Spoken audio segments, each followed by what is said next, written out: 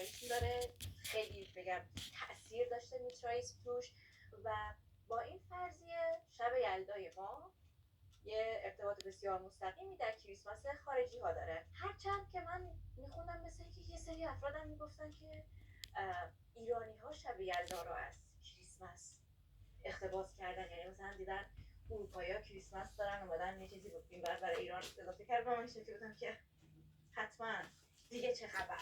حالا من اول ویدیو گفتم ایرانیان ممکن به اسم یلدا نداشتن. چرا این حرفو میزنم؟ چون از اون طرف یه چیزی خوندم، البته اینم دوباره 100% درست باشه نیست، صرفا خوندم که ایرانیا اصلا کاری به تولد ایزد مهر نداشتن. خب که چی؟ یعنی مثلا اینجوری بودن که چرا باید تولد ایزد مهر رو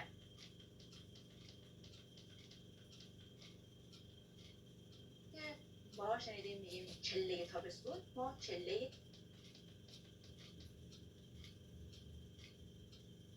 بوده، خرم روز بوده، چیزای مختلف میگم یه مقدار سخته بفهمیم دقیق داستان این پشت چی بوده و حالا اصلش چه. روز جشن میگیریم، روز خرم روز و فلان اینا. من دیده بودم که حرفا رو میزنن دوستان. بریم اول این نکته اول ساده اینجا به همه بگم، فرهنگ ایرانی فرهنگ سادگی، نیکی و خردورزی و فرهنگ به روز رسانی شدن هست. فرهنگی است که برشکند یا رفرش یا به روز رسانی داره. این که بعد همینجا بچه‌ها بدونن که این هست. ما ایرانیان باستان و زرتشتیان، خب ما کلا 4 تا جشن بوده در فرهنگ ایرانی که در آسمان ها اتفاق می افتاده، یعنی ربطی به هیچ چیز خاص نداشته، یعنی مربوط به انقلاب آسمانی بوده، ستاره ها انجام دادن. اولیش نوروز بوده که تعادل روز شب میریم به استقبال گرما، دومیش جشن مهرگانه که ما تعادل روز شب بازم داریم میریم به استقبال سرما. خب سومیش بزرگترین روز ساله، خب که تقریبا میخوره به جشن تیرگان ما. چهارمیش میخوره بزرگترین شب ساله که فرداش، یعنی از فرداش روز یک دقیقه بزرگتر میشه یا بلندتر میشه و اون روز شده جشن شب چله یا شب یلدا. ما برای اسمش خیلی سختگیری نمی‌کنیم. آقا مهداد توی این مورد ما فکر کنم بزرگترین اختلاف رو با هم داریم، خیلی آسونگیرتر از من. ببینید اصلا خب حالا چه اسمش شب چله باشه، چه اسمش شب یلدا باشه، چه اسمش اصلا شب ایرانی بزرگترین شب سال باشه، هیچ فرقی نمیکنه، چون هدف از برگزاری جشن در فرهنگ ایرانی چی بوده؟ دور هم بودن، شادی و اصلا جشن و شادی به معنی نیایش بوده. یعنی هدف از ما اینه که جشن و شادی داشتیم که انگار نیایش کردیم. پس حالا اسمش هر چیزی میخواد باشه. دوستان پس مهمتر از این که اسمش چی میگید اینه که شما جشن بگیرید. بله جشن بگیرید، دور هم باشید. حالا ایران باستان چون بزرگترین شب سال بوده و براشون خب شب طولانی بوده و از فرداش خورشید یک دقیقه گرمای بیشتری به اونا میداده، میگفتن ما این شب رو به جشن شادمانی میگذرونیم که فرداش خورشید یک دقیقه گرمای بیشتری میده. در واقع اگه میخواد برگردیم به این حالا ببینید چیه ریشه جشن شب چله یا شب یلدا، برمیگرده به آیین میترائیسم. چرا؟ چون نماد میترا نور، روشنایی و گرماست. حالا نمادش حالا خورشیده به قول معروف. خب شما وقتی که ما از فردا خورشید یک دقیقه گرمای بیشتری میده، یعنی چه؟ این در واقع تولد گرماست، تولد نوره. حالا ایرانی میگفتن برای اینکه ما حالا میاد در بزرگترین شب سال که این شب طولانی، خب شب در واقع شب نماد ظلمته، نماد تاریکی، نماد جهله، ما این شب رو با جشن و شادی بگذرونیم که از فرداش خورشید بیشتر ما گرما، یعنی زایش خورشید یا زایش مهر بیشتر یا میتراست. در واقع اون شب جشن میگرفتن و الان اگه دقت کنید سعی کردن در اون جشن، در اون شب اصلا تمش تم قرمزه، رنگ‌های گرم استفاده میشه. میوه‌هایی که میخورن میوه‌های مثلا مثل هندوانه یا هندونه به قول ما اصلی‌ها، هندوانه قرمز رنگ، انار قرمز. چرا انار استفاده میشه؟ اصلا چرا اناری که الان میوه فصل نیست و چرا انار هست؟ یا مثلا هندونه از قدیم هم هست بوده، نگهداری می‌کردن برای این شب خاص. چرا؟ چون شبی بوده که تولد نور و گرما بوده. به قول امروزی ما میگن نور بر تاریکی پیروز است. یعنی در واقع امروز روزی است که این شب چله شبی است که نور بر تاریکی پیروز می‌شود. و همین که رنگ‌های قرمز، رنگ‌های گرم استفاده می‌کرد و میوه‌هایی هم که استفاده می‌کردن میوه‌ای بوده که به رنگ گرما باشه، به رنگ قرمز باشه، مثل انار، هندوانه و چیزای دیگه. حالا من این سوالو پرسیدم ازت. بفرمایید. در پروسه تحقیقات من بله. به این چیزی برخوردم و اونم این بود که حالا اون مقاله که خوندم داشتن توش میگفتن این که میگن تولد میترا ربطی به ایرانی‌ها نداشته. چون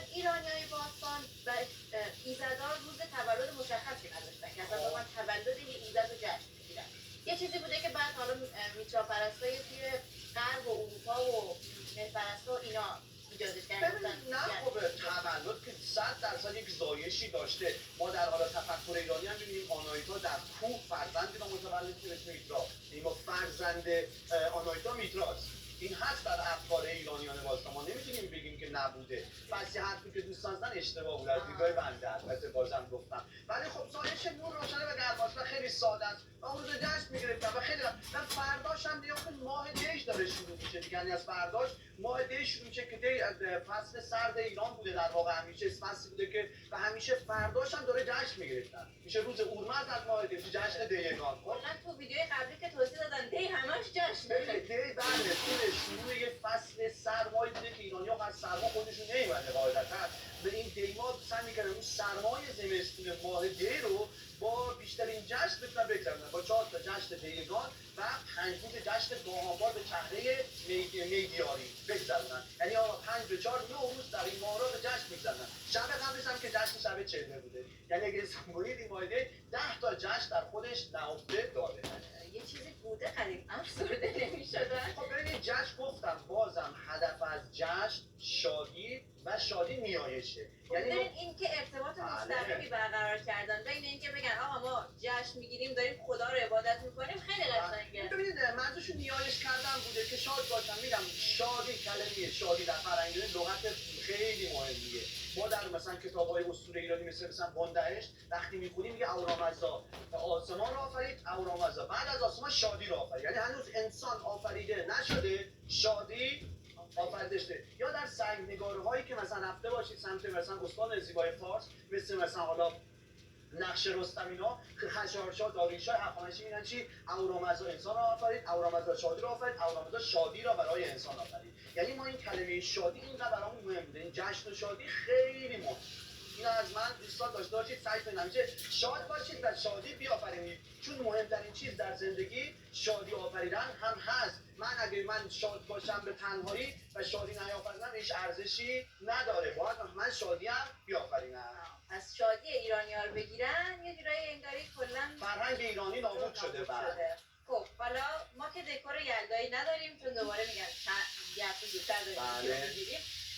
شما بگین که زرتشتی‌ها برای همه جشناتون یه سفره میذارن. بله درست. سفره شب چله داستان. ببینید در شب چله ما در همه جشن‌هامون چه جشن‌های ماهیانه چه جشن‌هایی که برای جشن خاص مثل جشن نوروز یا جشن مثلا سده یا حتی برای مراسم درگذشته و حتی برای مراسمایی که ما یه سفره داریم که طبق اصولی میذاریم. این اصول رو همه دوستان باشن بدونن چیه. مثلا شما الان در شب یلدا یا شب چله شما مثلا یه کتاب حافظ می‌ذارید نماد چیه؟ خیلی دوستان نمیدونن چرا این کتاب گذاشتن.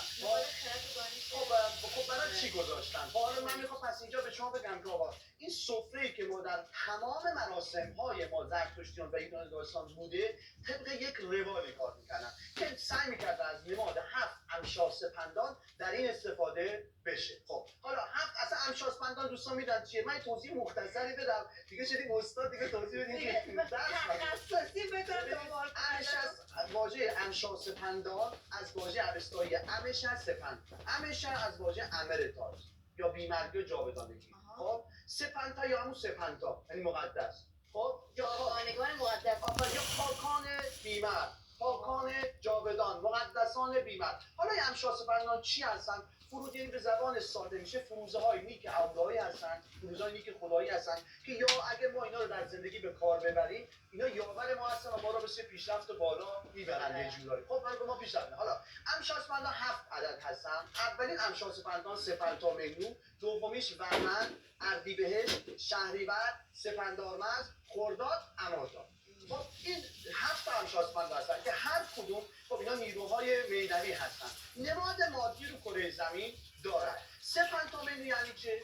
یعنی خرد مقدس، ذات معنوی خوب ما انسان‌ها. سپنتامینو ما نمادش در کره زمین خود انسانه. خود انسان رابطش با عالم معنوی چیه؟ کتاب. یعنی هر جا ما در هر مراسمی سفره چیدیم کتاب گذاشتیم نماد سپنتا. پس این دوستان بدونن، پس هر جا که اگر رفته باش، حالا در موزه مثل مارکار و موزه مثل خود آتشکده یزد، یا در تمام مراسم ها یک کتاب یا آلای اوستا، یک کتاب دیگه یا گاتهای اشترتوش گذاشتن، کتاب مقدس. کتاب مقدس. حالا میتونید شما در سر شب چله شما مثلا کتاب حافظ بذارید، کتاب خیام بذارید، کتاب هر چی که دوست دارید. یه دوست دارید کتاب مذهبیشون رو بذارن، اصلا پس اون کتاب نماد سپنتامینیه. دومیش چی بود؟ بهمن یا بهومنه، منش نیک. خب معنیش هم میگم که دوستان بدونن. بهمن یا بهومنه به معنی منش نیک، اون بهمن خودمون. منش نیک نماد مادیش چیه؟ تخم مرغ میذارن. خب نه، حیوانات حیوانات سودمند، این نگهبان حیوانات سودمنده. ما در تمام سفره هامون یه چیزی از المان های حیوانات سودمند داریم، مثل شیر، مثل تخم مرغ، مثل حالا هر چی باشه. خب هر وقت ما یه المانی از حیوانات سودمند مال بهمن هم شادمند است. مثلا ما میتونیم سر سفره یه شب یلدا حالا یه ظرف شیر بذاریم که توش مثلا برگ آبیشن اینا ریخته باشن، بعضیا شاید بذارن، یا بله، یا مثلا بعضیا میان مثلا یا شاید تخم مرغ هم بذارن تو اونجا. این نماد بهمن سپندان هست. پس وقتی سپنتامینو بهمن، حالا اردیبهشت. اردیبهشت از واژه عشا و هیشتا میاد. بهترین، عشا یعنی راستی، و هیشتا یعنی بهترین، و هیشت یا بهشت بهترین. نمادش آتش. یعنی ما سر تمام سفره هامون یک آتش یا نور یا روشنایی داریم. حالا یا چراغی روشن میذارن که نماد آتش باشه، یا شمع روشن میکنن. این پس نماد اردیبهشت سپندان است. بعدش چیه؟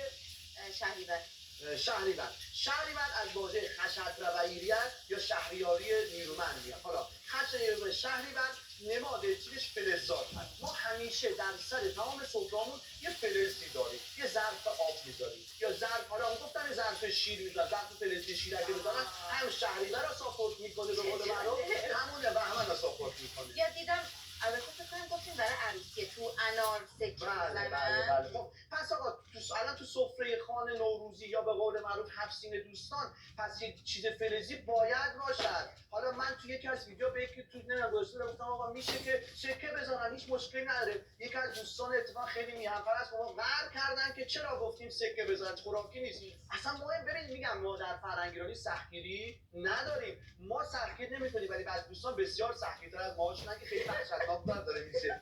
حالا این پس تا اینجا متوجه شدید. پنجمیش چیه؟ سپندارمز یا سپنتا آرمایتی، یعنی مهر و فروتنی پاک. نمادش چیه؟ کره نماد مادیش کره زمینه. پس ما سفره‌ای که پهن می‌کنیم روی زمین نماد سپندارمز. یعنی پس شما اسفند میشه. بله، اسفند خودمون. پس حالا متوجه شید که چرا ما اصلا که سفره میندازیم. سفره نماد سپندارمز سپندان هست. بعد میرسیم به ششمیش چیه؟ خرداد. حربتات یعنی رسایی پاک. خب خرداد یا حربتات رسایی پاک. نماد مادیش چیه؟ آب. پس ما همیشه سر سفره‌مون یه چیز آب داریم. گفتم از وقت اصلا ظرف فلزی آب میکنن توش، یا انار هم میندازن توش بعضی وقتا. خب پس این ظرف آب همیشه نماد چیه؟ خرداد سپندانه. آخرش چیه؟ امرتات یا امرداد به معنی بیماری و جاودانگی. اینجا نمادش گیاهانی هستن که همیشه زنده هستن. گیاها رو همیشه ما سر سفره‌مون یک گیاهی مثل درخت سرد، درخت شمشاد، یه چیزی که همیشه شاخه مورد برای ما 3 تا درخت، مثلا 2 تا درختی که خیلی دوستش داریم، یکی درخت سربه، یکم درخت مورده که در مراسم‌های مذهبی ما زرتشتی خیلی استفاده میشه. چرا این 2 درخت خیلی ما دوستش داریم؟ دلیلش اینه که آقا این درخت همیشه سبزه، خزان ندارن، نماد بی‌برگه، نماد جاودانگیه. پس ما چیکار می‌کنیم؟ یه شاخه مثلا حالا یه گلدونی می‌ذاریم توش، مثلا شاخه سرد می‌ذاریم، شاخه مثلا درخت مورد می‌ذاریم. چون که مثلا تو سفره خوان نوروزی دوستان چی سبز میکنن، اون نماد امرداد یا امرتات هست. این هم از سفره شب چله‌ای که ما برگزار میکنیم. بعد حالا ادامهش هر چی دوست داریم. خب یعنی شما بعد از ادامه شما فقط ما